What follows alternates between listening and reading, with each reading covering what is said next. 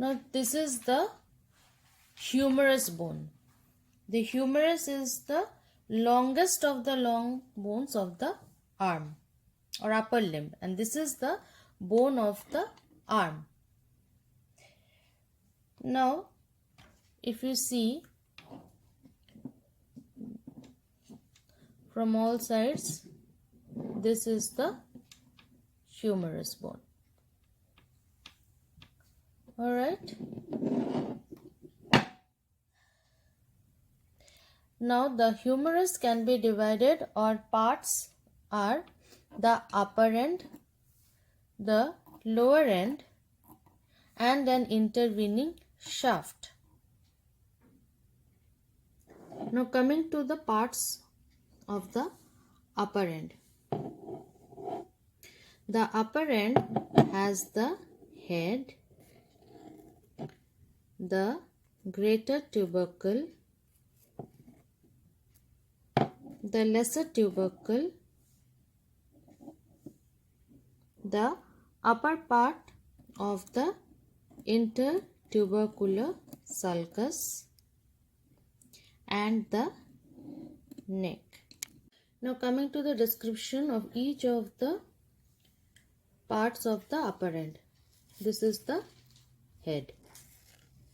As we can see, this is spheroidal and it is about 1/3 of a sphere. It is also articular. It articulates with the glenoid cavity of the scapula, forming the glenohumeral joint or the ball and socket shoulder joint.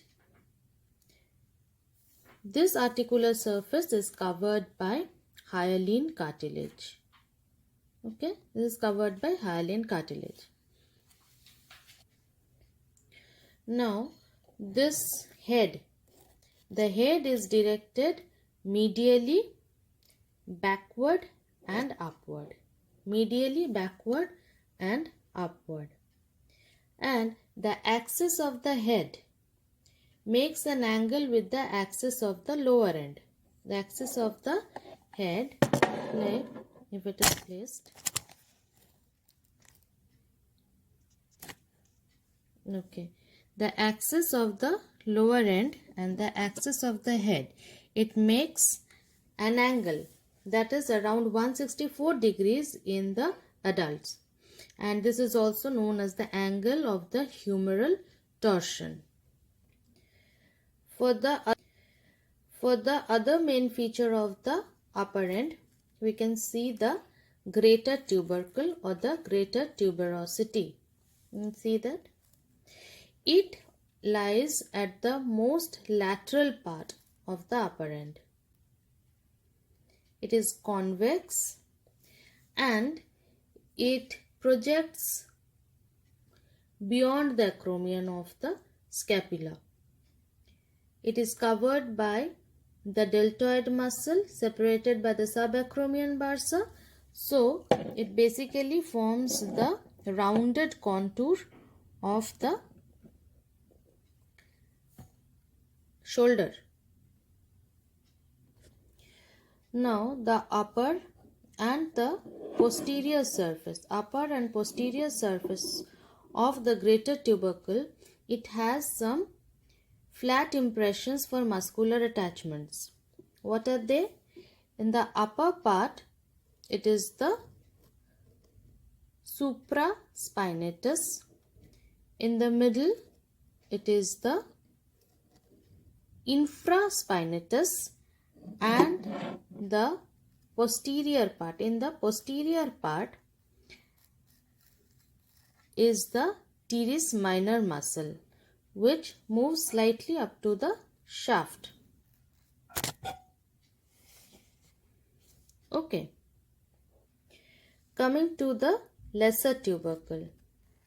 The lesser tubercle is far smoother than the rough greater tubercle. This lesser tubercle, it is placed, or it is basically, it projects forward just beyond the head. And if we notice, we see a flat impression of another muscle here, because it receives the insertion of the subscapularis tendon, and this extends down up to the shaft, slightly up to the into the shaft.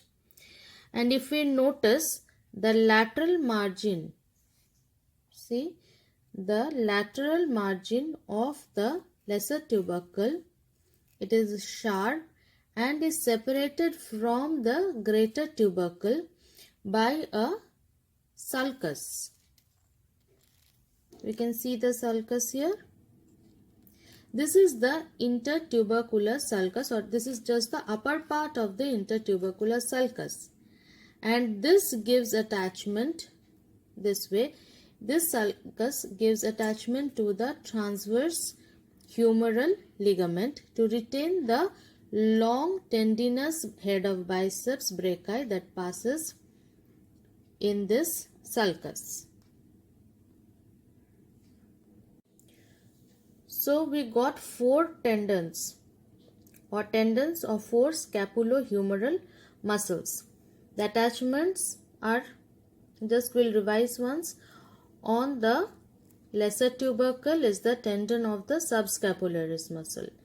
Then we go to we have the greater tubercle. From above downwards posteriorly, we have the tendons of the or insertion of the supraspinatus, then infraspinatus, and then the teres minor. All these 4 muscles or tendons, they remain around the upper end of the humerus and blend with the capsule of the shoulder joint, forming the rotator cuff. And this is absolutely indispensable for the stability of the shoulder joint. The humerus, it has 3 types of necks: anatomical neck, surgical neck, and morphological neck. The anatomical neck is basically the constriction just immediately below the head. This is the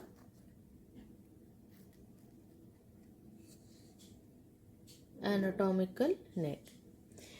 Now, the capsular ligament of the shoulder joint, it is attached along this anatomical neck, except of course at 2 points or 2 sides.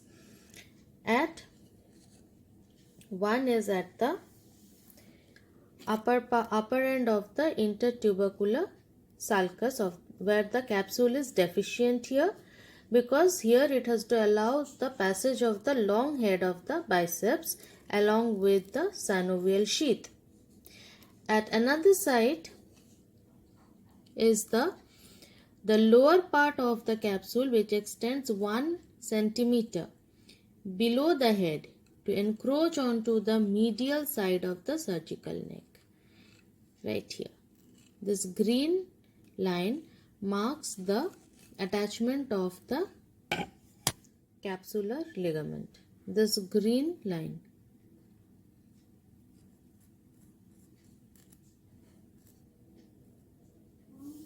Next is the surgical neck.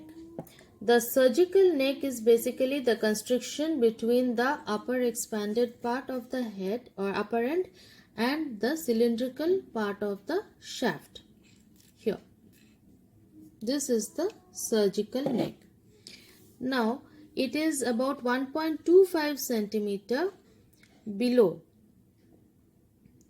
the lesser tubercle, around here.